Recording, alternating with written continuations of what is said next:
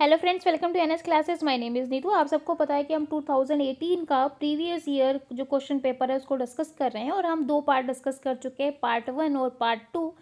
Part 1 में हमने 15 question discuss किए, पार्ट 2 में हमने 15 क्वेश्चन किए, यानी कि टोटल आपके 30 क्वेश्चन डिस्कस हो चुके हैं और 30 क्वेश्चन जो हैं आपके रहते हैं। ट्राई करेंगे कि इसी वीडियो में 30 के 30 क्वेश्चन डिस्कस कर लें, ठीक है, ताकि ज़्यादा पार्ट ना बने। तो 121 क्वेश्चन में क्या बोल रहा है भाई, फटाफट अपनी क्लास स्टार्ट करते हैं। लास्ट 30 क्वेश्चन में कोई भी डाउट हो तो कमेंट करके पूछ लेना। हाँ जी, यहाँ पर बोल रहा है maximum channel utilization in case of pure स्लोहा इज, ठीक है। तो देखो, जो आप अलोहा होता है ना, वो दो तरीके का होता है। अलोहा क्या होता है, दो तरीके का, एक होता है प्योर और एक होता है स्लोटेड। क्या होता है, एक होता है प्योर अलोहा और एक होता है स्लोटेड अलोहा, ठीक है। और दोनों का जो चैनल यूटिलाइज जो साइज़ है, मतलब प्योर अलोहा का और आपका जो स्लोटेड अलोहा का फिक्स रहता है, ठीक है।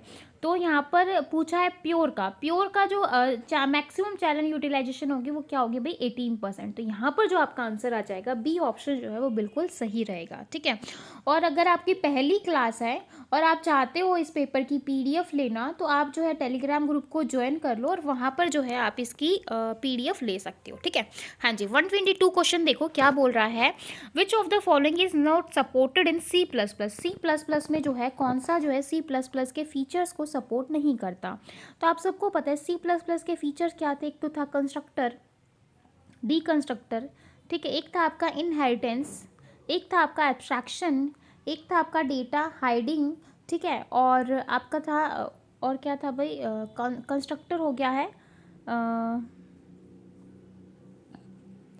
आपका एब्स्ट्रैक्शन हो गया, इंस्ट्रक्शन हो गया, इनहेरिटेंस हो गया, ठीक है। इनहेरिटेंस नहीं हुआ, इनहेरिटेंस हो गया, ठीक है। पॉलीमॉर्फिज्म हो गया। तो ये सारे जो हैं ये आपके फीचर्स हैं। क्या क्या हो गए भाई, पॉलीमॉर्फिज्म, साथ के साथ बोलो constructor, D constructor, abstraction, data hiding हो गया। उसके बाद जो है आपका क्या रह गया, कंस्ट्रक्टर रह गया, इनहेरिटेंस, ठीक है। तो ये सारे जो हैं फीचर्स हैं किसके, सी प्लस प्लस के, ठीक है। तो देखो मल्टीपल इनहेरिटेंस क्या है, फीचर्स है किसका, सी प्लस प्लस का। और मल्टीपल इनहेरिटेंस क्या कहता है भाई, देखो इनहेरिटेंस में आपके क्या होती है, एक होती है बेस क्लास और एक होती है आपकी ड्राइव्ड क्लास। क्या होता है, एक होती है आपकी बेस क्लास, एक होगी ड्राइव्ड क्लास। ड्राइव्ड क्लास जो होती है आप उसको चाइल्ड क्लास कह सकते हो और बेस क्लास को आप पेरेंट क्लास कह सकते हो, ठीक है। तो मल्टीपल इनहेरिटेंस क्या कहता है कि आपकी नंबर ऑफ ड्राइव्ड क्लास होगी, नंबर ऑफ आपकी ड्राइव्ड क्लास होंगी, ये D1 D2 D3, ठीक है। लेकिन जो बेस क्लास होगी वो एक होगी, ठीक है। तो बेस, सॉरी मैंने उल्टा बता दिया। मल्टीपल में क्या होता है कि आपकी एक ड्राइव्ड क्लास होती है और मल्टीपल जो है आपकी बेस क्लास होंगी, ठीक है। तो मल्टीपल जो है आपकी बेस क्लास होती है। क्वेश्चन आ जाए कि आपकी अगर एक चाइल्ड क्लास है और मल्टीपल जो है पेरेंट क्लास है, तो आप उसको क्या, कौन सा इनहेरिटेंस कहोगे, मल्टीपल, ठीक है। तो बहुत सारे इनहेरिटेंस होते हैं, मल्टी लेवल होता है, सिंगल इनहेरिटेंस होता है, मल्टीपल होता है, मल्टी लेवल होता है, हायरार्किकल होता है और आपका जो है एक हाइब्रिड होता है, ठीक है। तो ये 4-5 जो है इनहेरिटेंस की टाइप हैं, मैंने आपको डिटेल में करवाई हैं, देख लो, क्या पता जो है नेक्स्ट टाइम जो है इनहेरिटेंस टाइप्स में से क्वेश्चन आ जाए, तो इसको आपको पता होना चाहिए। तो यहाँ पर जो है ये तो आपकी फीचर्स होगा। स्मार्ट पॉइंटर वगैरह भी हम यूज़ करवाते हैं सी प्लस प्लस में, वर्चुअल डी स्ट्रक्टर और कंस्ट्रक्टर ये भी करवाते हैं। बचा आपका गार्बेज कलेक्शन, तो ये जो होता है ये आपका फीचर नहीं होता सी प्लस प्लस का, ये जो है हम जावा के अंदर करवाते हैं। तो यहाँ पर ए ऑप्शन जो है आपका करेक्ट होगा, ये जो है सपोर्ट नहीं करता सी प्लस प्लस को, तो ए जो है करेक्ट है, ठीक है। तो 123 क्वेश्चन देखो क्या बोल रहा है। Which of the following operation, आप जो है दो ऑपरेशन परफॉर्म कर रहे हैं दो टेबल पे, ये आपकी दो टेबल है भाई, ये आपकी ए है और ये आपकी बी है, ठीक है। तो सपोज करो यहाँ पर जो है ए बी 1 और 2, यहाँ पर जो ए रिपीट है और सी अलग है, ठीक है। बोल रहा है, ध्यान से समझना, दो टेबल है, input having at least one common column, मतलब यहाँ पर दो टेबल में से एक कॉलम जो है वो क्या है, एटलीस्ट वन कॉलम जो है वो सेम है, ठीक है। तो देखो जब एक कॉलम सेम हो ना, मतलब जब दो टेबल में एक कॉलम सेम हो, तो आप कौन सा ऑपरेशन परफॉर्म करते हो भाई, जॉइन ऑपरेशन। ध्यान देना इस चीज़ को, जब आपका एक कॉलम सेम हो तो आप जॉइन ऑपरेशन परफॉर्म करोगे। अगर आपका एक भी कॉलम सेम नहीं रहता, बोले कि डिफरेंट है, तो आप कौन सा ऑपरेशन करोगे, कार्टेशियन प्रोडक्ट, ठीक है। तो यहाँ पर जो है आपका बी ऑप्शन जो है वो बिल्कुल सही होगा, डी नहीं है भाई, बी है, ठीक है। हाँ जी, 144 देखो, 124 देखो, which of the following is invalid C plus plus comment statement. तो C plus plus comment statement की जो इनवैलिड कौन सी है भाई, ये भी मैं आपको डिटेल में करवा चुकी हूँ। हाँ जी, देखो सी प्लस प्लस में हम इस तरीके से लगाते हैं, डबल भी लगाते हैं, लगाते कि नहीं लगाते, फिर ये आपका ये बंद हो गया, तो ए तो आपका है सही। बी में देखो, बी में भी आपने क्या किया, स्टार्ट किया और फिर कमेंट किया और फिर आपने इस तरीके से क्लोज करवा दिया। सी और डी ऑप्शन देखो, सी ऑप्शन में बोल रहा है इस तरीके से आपने स्टार्ट किया, क्लोज करते वक्त जो ये वाला जो स्लैश है, ध्यान देना, ये वाला जो स्लैश है भैया ये टेढ़ा है, इस ऐसा नहीं है, आपका जो स्लैश है ना वो ऐसे आना चाहिए, आपका ऐसे नहीं जाना चाहिए, ठीक है। तो यहाँ पर स्लैश पे ध्यान दो, ये जो स्टार वाला जो स्लैश है वो स्लैश स्टार के पास नहीं आ रहा, स्टार से दूर जा रहा है, ठीक है। तो ये वाला हम यूज़ नहीं करते स्लैश, तो यहाँ पर जो आपका इनवैलिड स्टेटमेंट होगी ये सी होगी। डबल तो हम लगाते ही हैं, ठीक है। तो यहाँ पर आपका आंसर क्या आ जाएगा भाई, सी ऑप्शन सही होगा। तो इसलिए जो है आप डंडे पंडे पे भी अच्छे से ध्यान दिया करो, टेढ़ा जा रहा है, ऐसे जा रहा है, क्योंकि ऐसी माइनर सी जो है रहती है, लेकिन हम इतना ध्यान नहीं देते कि भैया शुरू हुआ तो ख़त्म भी हो गया, तो हमने ध्यान नहीं दिया। लेकिन देखो ये वाला और ये वाला डंडा जा रहा है ना टेढ़ा, तो इसलिए जो है सी इनवैलिड है, ठीक है। हाँ जी, यूआरएल की फुल फॉर्म आ गई। तो यूआरएल जो होता है ये आपका क्या होता है भाई, यूनिफॉर्म रिसोर्स लोकेटर होता है। क्या होता है, यूनिफॉर्म रिसोर्स लोकेटर होता है। और मैंने जैसा कहा कि आपका 1 या 2 क्वेश्चन जो है फुल फॉर्म में से मिलेगा, तो इसलिए जो है, और इतनी ज़्यादा टफ नहीं आती, जो आप डेली अब हम लोगों ने जितना पढ़ा है उसी में से आपको फुल फॉर्म दिख जाएंगी। तो यूआरएल क्या होगा, यूनिफॉर्म रिसोर्स लोकेटर। कहाँ पर है भाई, आपका सी ऑप्शन यहाँ पर है, तो यानी कि सी ऑप्शन आपका सही है। हाँ जी, देखो 126 क्वेश्चन में क्या बोल रहा है, consider the following SQL query. SQL query में सिलेक्ट टाइटल नेम, आपने क्या करवाया, सिलेक्ट करवाया title name from employ, order by title. देखो मैंने किसको ऑर्डर किया, मैंने ऑर्डर बाय टाइटल को किया और नेम को किया। क्या टाइटल का बता रखा है कि आपको ये टाइटल जो है वो असेंडिंग ऑर्डर या डिसेंडिंग ऑर्डर में लिखना है, नहीं बता रखा।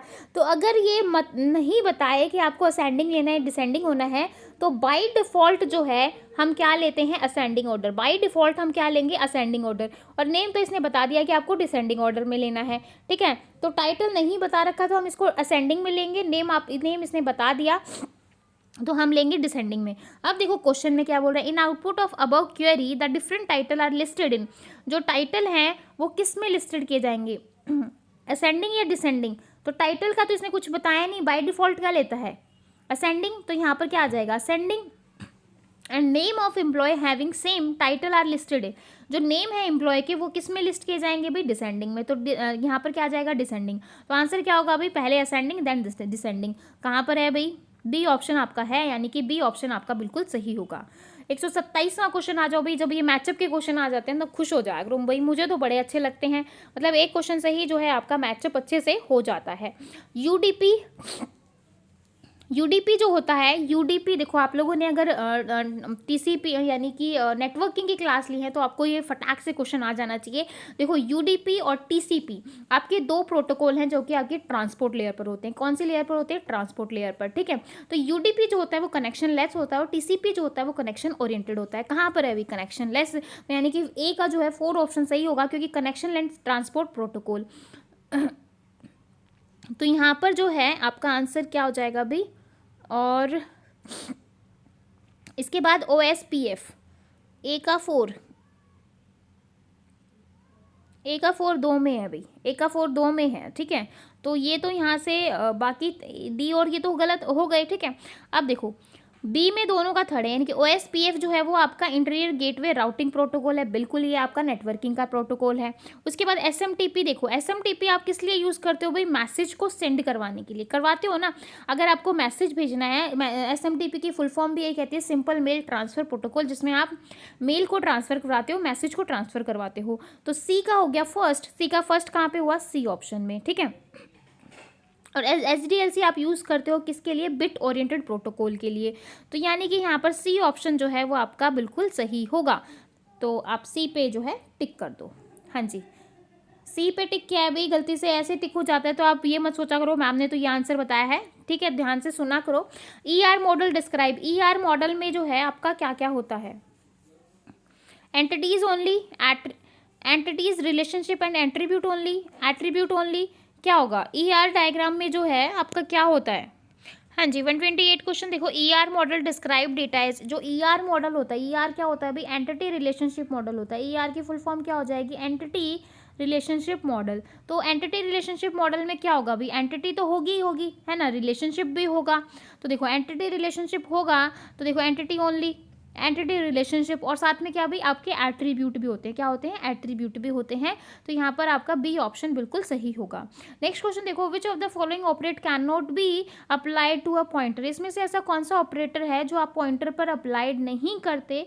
तो देखो भाई यहाँ पर जो है आपका आंसर क्या होगा भाई, डी होगा, नन ऑफ द अबाउट, ठीक है।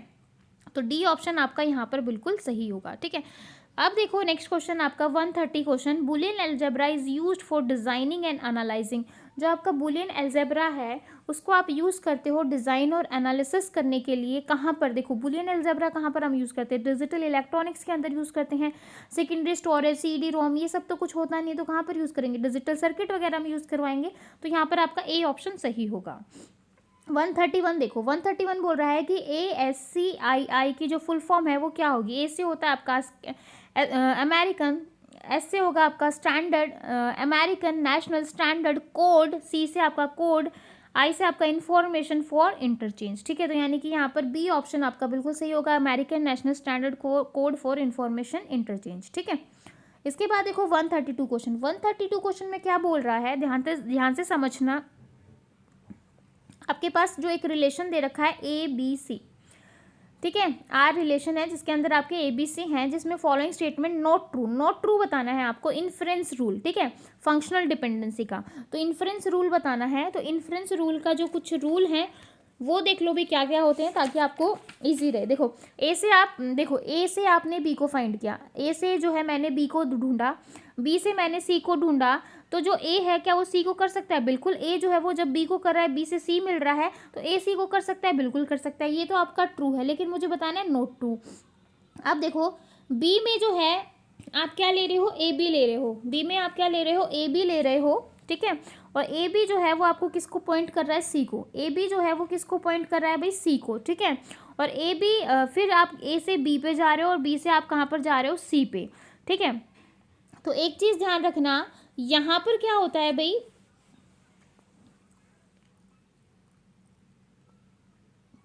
यहाँ पर जो लेफ्ट वाले पार्ट होता है ना, एक चीज़ ध्यान ना, जो इन्फ्रेंस रूल में क्या होता है, जो लेफ्ट वाला पार्ट होता है, ध्यान से देखो, ये जो लेफ्ट वाला पार्ट है यानी कि ए बी जो है, इसको हम डिकम्पोज नहीं कर सकते। हम इसको ऐसे नहीं कर सकते, ए से मैंने सी को ढूंढा, बी से मैंने सी को ढूंढा, इसको हम जो है डिकम्पोज नहीं कर सकते।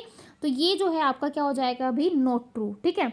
अब देखो यहाँ पर सी वाला ऑप्शन, ए से मैंने बी को ढूंढा, बी ए से मैंने सी को ढूंढा, तो ए से मैं बी और सी दोनों को फाइंड कर सकती हूँ, बिल्कुल कर सकती हूँ। मतलब राइट वाले को डिकम्पोज किया जा सकता है, लेकिन लेफ्ट वाले को डिकम्पोज नहीं करते, ठीक है। तो सी ऑप्शन आपका ट्रू होगा। अब डी देखो, ए से मैंने बी को ढूंढ लिया, और ए सी से मैंने बी सी को ढूंढा।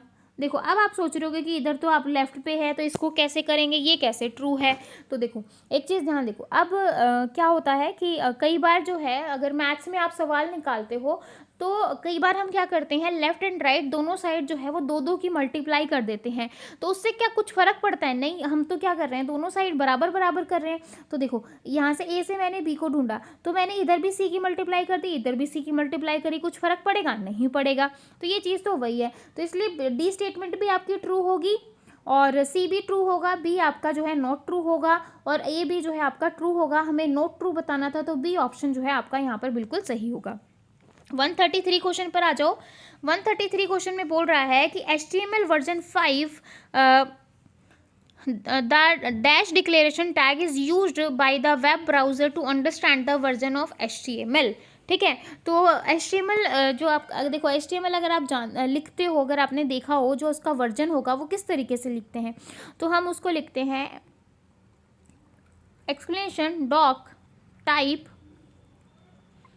HTML बंद कर देंगे, ठीक है। तो ये होता है भाई, ऑप्शन में देख लो कौन सा है, ऑप्शन में तो कहीं पर भी नहीं है। मुझे ऐसा लग रहा है कि यहाँ से डिक्लेरेशन मिसिंग है, यहाँ पर आगे जो इसका साइन आना था, तो यहाँ पर जो है ए ऑप्शन सही होगा, लेकिन इसको जो है यहाँ पर ठीक कर लेना, ठीक है। हाँ जी, 134 क्वेश्चन देखो, 134 क्वेश्चन में बोल रहा है कि C plus plus which of the following operator can not be overloaded, C plus plus में कौन सा ऑपरेटर जो है वो ओवरलोड नहीं होता, ठीक है। तो देखो आपके 6 ही ऑपरेटर हैं जो सी प्लस प्लस के अंदर जो है ओवरलोड नहीं होते। ये क्वेश्चन जो है वो 2-3 बार आ चुका है, इसलिए 6 के 6 जो हैं उनको याद रख लो कि कौन कौन से हैं जो आपके सी प्लस प्लस में ओवरलोड नहीं होते। कौन कौन से नहीं होते भाई? एक तो आपका जो है स्कोप रेजोल्यूशन नहीं होता, कौन सा, साथ के साथ नोट डाउन कर लो, स्कोप रेजोल्यूशन, ठीक है। उसको आप इस तरीके से 4 डॉट से डिफाइन करते हो, ठीक है। सेकंड है आपका पॉइंटर टू मेंबर फंक्शन, क्या होगा? पॉइंटर टू मेंबर फंक्शन, जिसको आप किससे डिफाइन करते हो? इस तरीके से, डॉट एस्ट्रिक या मल्टीप्लाई, ठीक है। तो ये होगा pointer to member function. Third लिखो भाई, थर्ड होगा आपका मेंबर असेस और डॉट ऑपरेटर, क्या होगा? मेंबर असेस डॉट ऑपरेटर, जिसको आप किससे लिखते हो? डॉट से, ठीक है। साथ के साथ नोट डाउन करते चलो। फोर्थ देखो, सिर्फ 6 ही हैं, इन 6 को ध्यान रख लो, ठीक है। चौथा बोल रहा है टर्नरी और कंडीशनल ऑपरेटर, क्या भाई? टर्नरी और कंडीशनल ऑपरेटर, जिसको आप किससे डिफाइन करते हो भाई? इस तरीके से, कंडीशन और क्वेश्चन मार्क और पीछे जो है इस तरीके से 2 डॉट आ जाएंगे, देखो क्वेश्चन मार्क पीछे 2 डॉट, तो ये आपका कंडीशनल या टर्नरी ऑपरेटर हो जाएगा, ठीक है। फिफ्थ देखो, object size operator, object size operator, fifth जो है ऑब्जेक्ट साइज ऑपरेटर, जिसको आप किससे डिफाइन करते हो? साइज ऑफ से, जिसको आप किससे डिफाइन करोगे? साइज ऑफ से, ठीक है। सिक्स्थ देखो भाई, सिक्स्थ बोल रहा है object type operator, object type operator, ठीक है। और ये क्या हो जाएगा आपका? टाइप आईडी, क्या हो जाएगा भाई? टाइप आईडी हो जाएगा। तो यहाँ पर 6 होते हैं जो आप ओवरलोड नहीं कर सकते, 6 के जो नोट डाउन कर लिए भाई। अब देखो, आपने ये, मैंने यहाँ पर बताया एक्सप्लेनेशन नहीं बताया, इक्वल टू बताया नहीं बताया, ये वाला बताया नहीं बताया, मैंने डॉट बताया था, डॉट वाला बताया था ना, मेंबर असेस और डॉट ऑपरेटर, तो ये जो है आपका ओवरलोड नहीं होता, तो यहाँ पर सी ऑप्शन आपका बिल्कुल सही होगा। 135 क्वेश्चन देखो, in context C plus plus the process of individually copying each member of an object to the corresponding member of another object of the same class is known as, देखो बोल रहा है कि सी प्लस प्लस के अंदर आप क्या करवा रहे हो? कॉपी करवा रहे हो मेंबर को ऑब्जेक्ट टू द कॉरेस्पॉन्डिंग, मतलब उसके कॉरेस्पॉन्डिंग में दूसरे member of the same class, मतलब सेम क्लास के दूसरे मेंबर को, तो आप उसको क्या कहोगे? उसको आप शैलो कहते हो, क्या कहोगे? शैलो हम फंक्शन यूज करते हैं जिससे हम इस तरीके से कॉपी करवा सकते हैं, ठीक है। नेक्स्ट देखो भाई, काफ़ी अच्छा क्वेश्चन है, ध्यान से समझना 136 क्वेश्चन को भाई। इस वीडियो में हम सारे क्वेश्चन डिस्कस कर लेते हैं, ठीक है। 15 क्वेश्चन हो चुके हैं, 15 और रहते हैं, 15 भी डिस्कस कर लेते हैं। Choose most appropriate option, consider the GP and IP. GP जो होता है वो डिफाइन करता है किसको? जीपी डिफाइन करेगा आपके वर्ड को, और आईपी जो होता है वो डिफाइन करता है इंट को, ठीक है। तो देखो, जीपी डिफाइन कर रहा है वर्ड को और आईपी डिफाइन कर रहा है इंट स्टार को respectively in C plus plus. तो बोल रहा है कि इनकी जो कंडीशन है वो कौन सी सही होगी, कौन सी गलत होगी। तो देखो, जीपी जो होता है, जीपी वो होता है जहाँ पर आप जो है कुछ भी यूज़ करवा सकते हो, मतलब उसके थ्रू जब हमें मतलब ये नहीं पता होता कि जो पॉइंटर है वो हमारा किस टाइप का है, मतलब वर्ड में हम ये बताते हैं, हमें ये नहीं पता होता कि जो हमारा पॉइंटर है वो किस टाइप का, इंट है, करेक्टर है, ठीक है, बुलियन है, फ्लोट है, मतलब जो हमारा पॉइंटर है वो किस टाइप का है, हमें ये नहीं पता होता, इसलिए हम वर्ड लिख देते हैं, ठीक है। तो ये हमारा क्या होता है? एक जेनरिक ऑपरेटर होता है, ठीक है। तो जीपी हमारा क्या होगा? एक जेनरिक ऑपरेटर है, और इसमें इसको जो है हम किसी में भी यूज़ कर सकते हैं, मतलब जीपी को हम किसी में भी यूज़ कर सकते हैं, इंट में भी यूज़ कर सकते हैं, कैर में भी यूज़ कर सकते हैं, फ्लोट में भी कर सकते हैं, ठीक है। तो इंटीजर जो आपका सिर्फ क्या होगा? वो आपका जो है इंटीजर ही रहता है। अब देखो, ए ऑप्शन बोल रहा है जीपी जो है IP is a valid, GP में अगर मैं आईपी में चेंज करूँ तो वो वैलिड होगा, बिल्कुल। जैसा कि मैंने कहा कि वॉइड को जो है आप इंट में भी चेंज कर सकते हो, कैर में भी कर सकते हो, फ्लोट में भी कर सकते हो, कोई प्रॉब्लम नहीं है, ठीक है। तो वहाँ पर यूज़ हो जाएगा, तो यहाँ पर ये स्टेटमेंट बिल्कुल ट्रू होगी। अब बोल रहा है star IP is equal to GP, तो क्या आप इंट को वॉइड बता सकते हो? नहीं, क्योंकि इंट में आप ऐसा थोड़ी ना है कि इंट में आप कैर भी यूज़ कर लो, फ्लोट भी कर लो, क्योंकि ये तो आप जेनरिक ऑपरेटर है, इसमें तो आप कुछ भी यूज़ कर सकते हो, मतलब किसी में भी आप इसको यूज़ करवा सकते हो, तो ये स्टेटमेंट तो आपकी फॉल्स होगी। अब देखो both A and B are valid, ऐसा तो कुछ है नहीं क्योंकि बी फॉल्स है तो वैलिड कैसे होगा। अब बोल रहे हैं ना ही ए है ना ही बी है, बी तो हमारा है तो यहाँ पर सॉरी ए तो हमारा है तो यहाँ पर आपका ए ऑप्शन जो है वो बिल्कुल सही होगा। 137 क्वेश्चन देखो भाई, काफ़ी अच्छा क्वेश्चन है। 137 क्वेश्चन बोल रहा है let for any relation R, एक रिलेशन है आर जिसमें आई आर रिप्रेजेंट कर रहा है ऑपरेशन इंसर्ट के लिए। आई आर जो है किसके लिए, इंसर्ट के लिए, और डी आर जो है वो डिलीट के लिए परफॉर्म कर रहा है।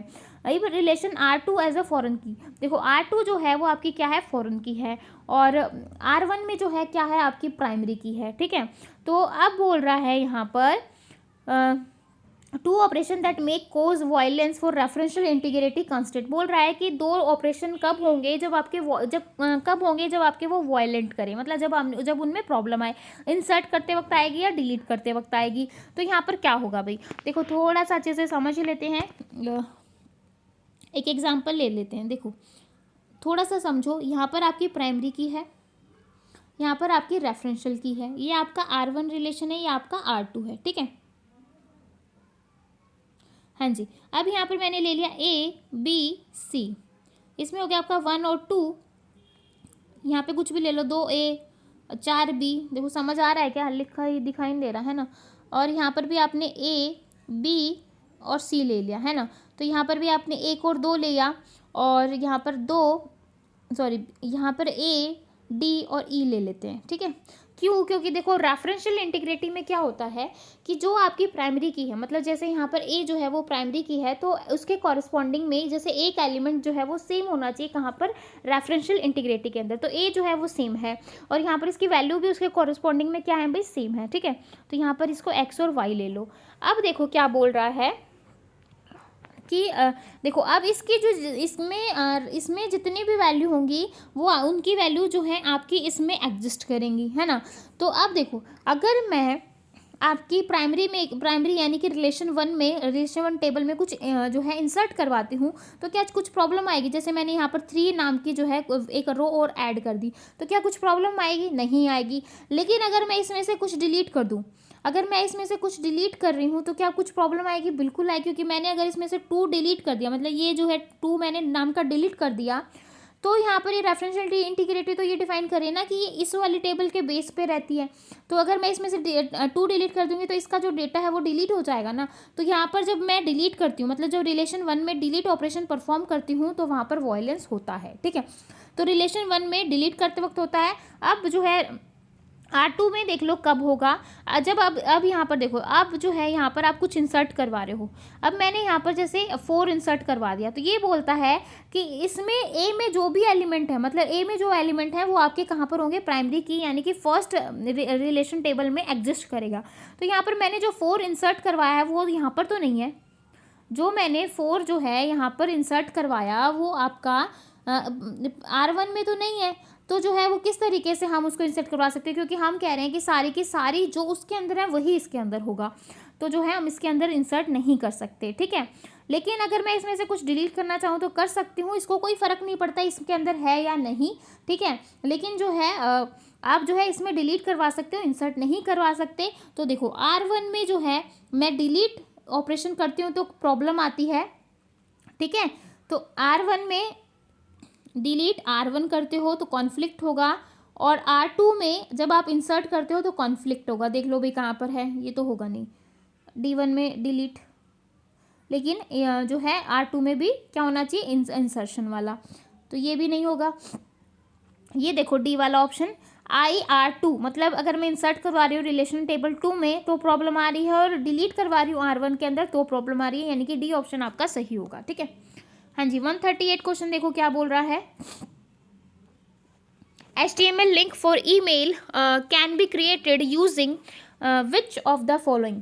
ठीक है, तो देखो जब आप हाइपर लिंक यूज़ करवाते हो ना, जब आप हाइपर लिंक यूज़ करोगे तो वहाँ पर आप यूज़ करते हो भाई एंकर टैग। किसका यूज़ करते हो, एंकर टैग का यूज़ करते हो, और एंकर टैग को हम ए से डिफाइन करते हैं। ठीक है, अब देख लो भी कहाँ पर है, 2 ऑप्शन में है, और एंकर टैग के साथ आप क्या लिखते हो, HREF, हाइपर लिंक करवाते हो।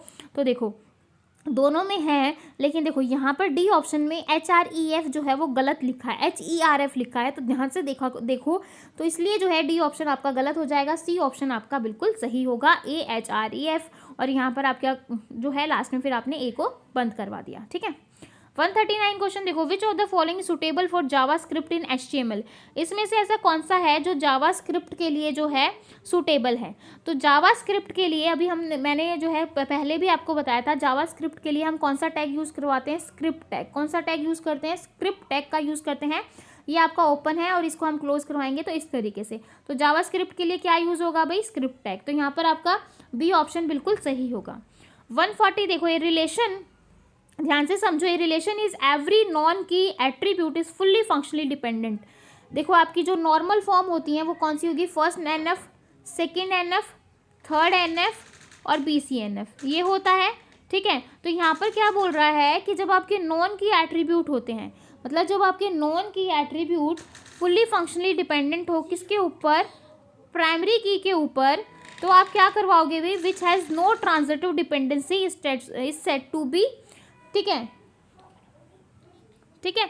तो यहाँ पर देखो fully functionally dependent on primary key, ये तो आपकी डेफिनेशन हो गई किसकी, सेकेंड NF की हो गई ना। और साथ में इसने बोला है which has no transitive dependency is set to B.